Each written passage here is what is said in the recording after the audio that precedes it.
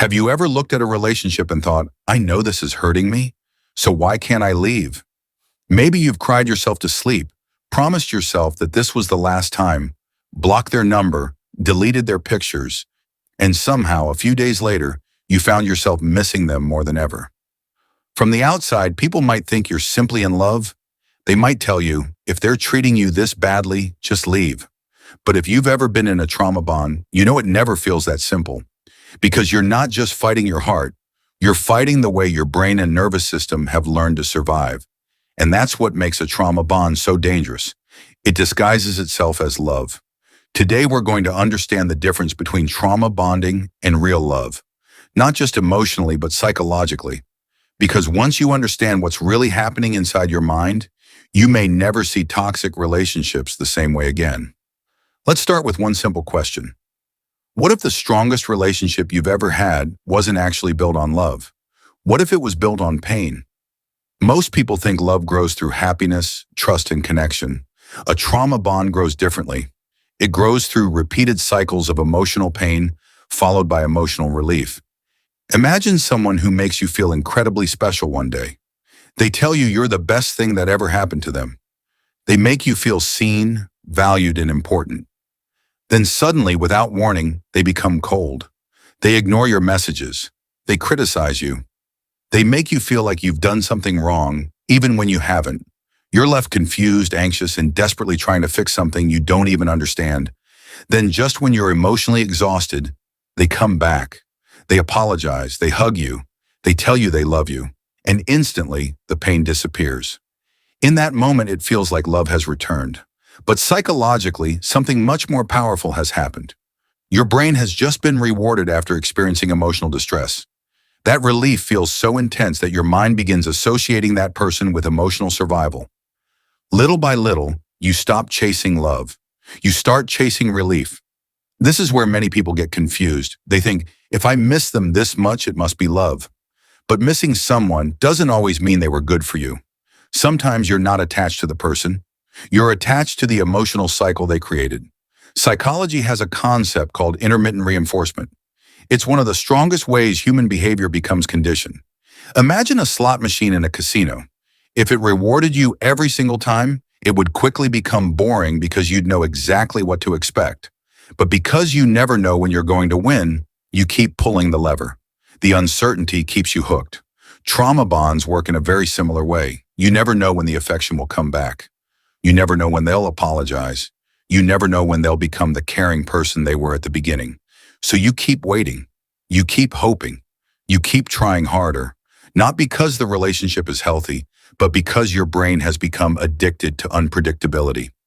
Here's the scary part. The relationship often doesn't start with pain. It starts with something that feels magical. They make you feel like you've finally found your person. They give you constant attention. They say all the right things. You feel understood in a way you've never experienced before. It feels like home. But slowly, almost invisibly, the relationship changes.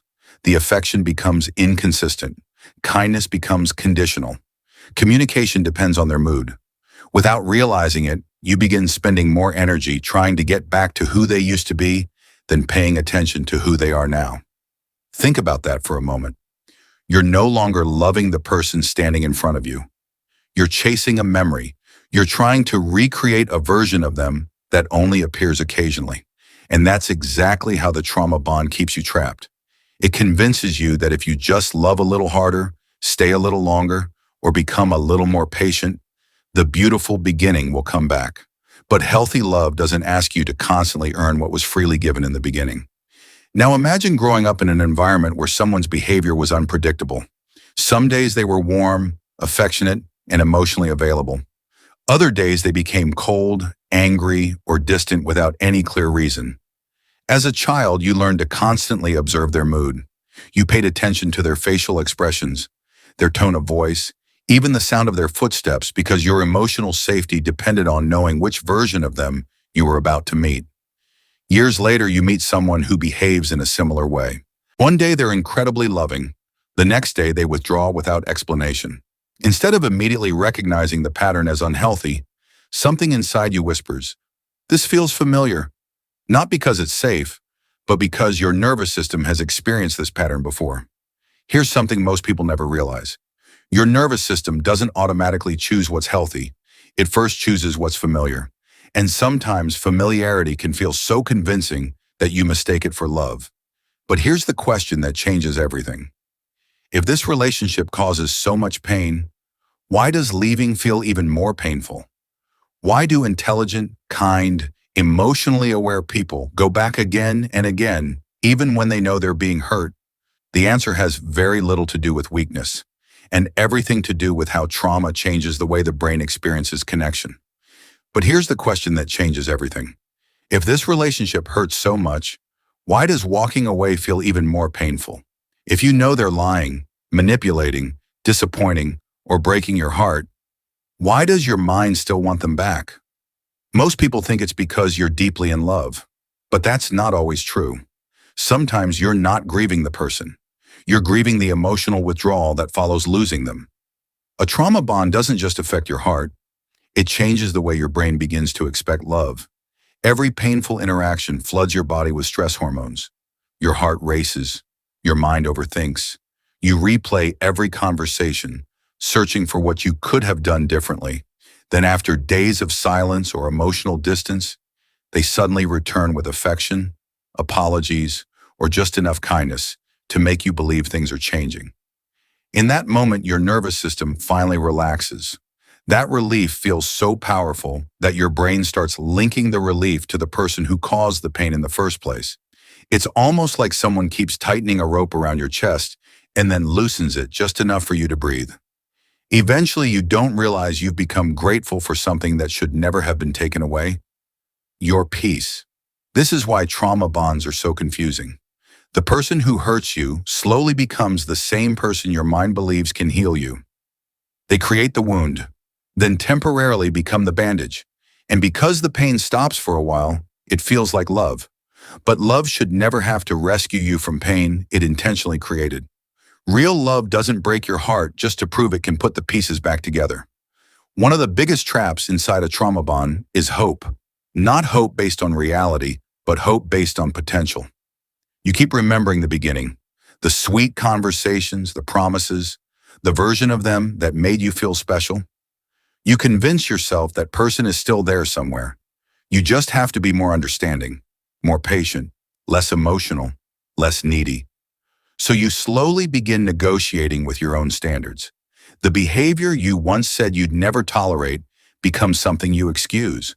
The disrespect becomes, they're just stressed. The broken promises become, they're trying. The emotional distance becomes, they just need space. Without realizing it, you're no longer asking, is this relationship healthy? You're asking, well, how much more of myself can I sacrifice to make this relationship work? And that's the moment a trauma bond becomes dangerous. Because little by little, you stop losing the relationship. You start losing yourself. A healthy relationship may ask you to compromise. A trauma bond asks you to disappear. Here's another difference that people rarely talk about. In a trauma bond, your emotions depend on their behavior. If they text you, your day feels better. If they ignore you, your entire mood collapses. If they're happy with you, you feel worthy. If they're distant, you suddenly question your value. Your emotional world becomes controlled by someone else's inconsistency. That's not connection. That's emotional captivity. Real love feels completely different. Real love is surprisingly quiet. It doesn't constantly test whether you'll stay. It doesn't punish you with silence. It doesn't make affection feel like a reward you have to earn. You don't wake up wondering if they're still choosing you today. You already know. Not because they say the perfect words every day, but because their actions remain consistent even when life becomes difficult. They communicate instead of disappearing. They repair instead of manipulating. They protect the relationship instead of making you fight for it alone. Some people leave a trauma bond and enter a healthy relationship only to feel confused. They say something feels missing. There are no emotional highs, no dramatic reconciliations, no constant anxiety, no obsession, just honesty, consistency, and peace. And because their nervous system has spent so long living in chaos, peace almost feels unfamiliar. They mistake calmness for boredom. But here's the truth. Peace doesn't feel empty. It only feels unfamiliar when you've spent years believing love had to hurt to be real. Think about the ocean during a storm. Huge waves crash against each other. Thunder fills the sky. Everything feels dramatic, loud, and impossible to ignore. Then imagine the same ocean on a peaceful morning. The water is calm. The horizon is clear. Nothing is fighting to exist. Which one would you trust to carry you safely home? Storms are exciting to watch, but no one builds a home in the middle of one. Real love is that calm ocean. It may not always be perfect, but it gives you something far more valuable than excitement. It gives you safety. So how do you begin breaking a trauma bond? Not by forcing yourself to stop loving them overnight. Healing rarely works that way. It begins by seeing the cycle for what it really is.